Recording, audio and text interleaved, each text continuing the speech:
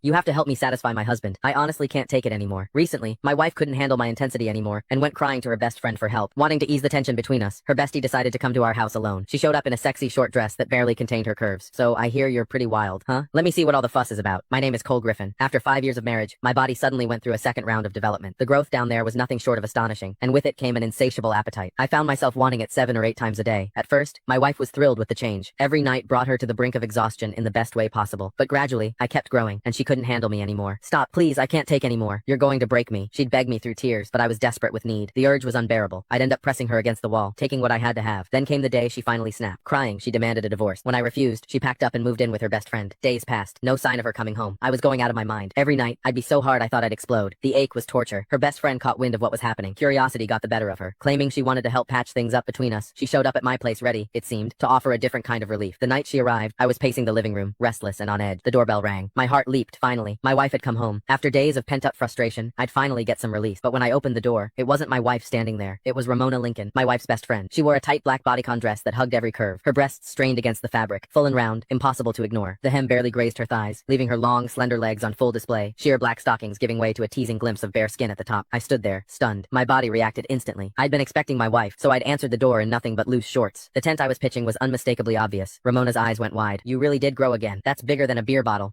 Truth was, Ramona was a woman with unmet needs herself. She was beautiful. Anyone could see that. But she'd married a rich old man. According to my wife, he'd burned through his prime too hard and too fast. Now his body had given out, and he couldn't satisfy her at all. These days, she apparently spent good money on male escorts to fill the void. I motioned her inside. She settled onto the couch, crossing her legs slowly, showing off those red-bottom heels, making damn sure I noticed. So what brings you here, Ramona? I asked, grabbing a glass of water and handing it to her. Where's Rachel? She took a sip, then fixed me with a look. You're the reason. You're like a bull on steroids. Rachel's too scared to come home. I'm here to talk some sense into you. You can't keep going at her like that. She's delicate, for God's sake. No woman could handle a brute like you going full force. As she spoke, her chest rose and fell with each word. Those two magnificent breasts moved hypnotically beneath the thin fabric bigger than my wife's, fuller, and I couldn't tear my eyes away. My pulse hammered in my ears. God, I wanted to touch them. I sighed, settling into the chair across from her. It's not that I'm trying to be rough. It's this second development I can't control it. The urge hits me like a freight train. If I don't, at least once a day, the ache is unbearable. Ramona's eyes sparkled with curiosity.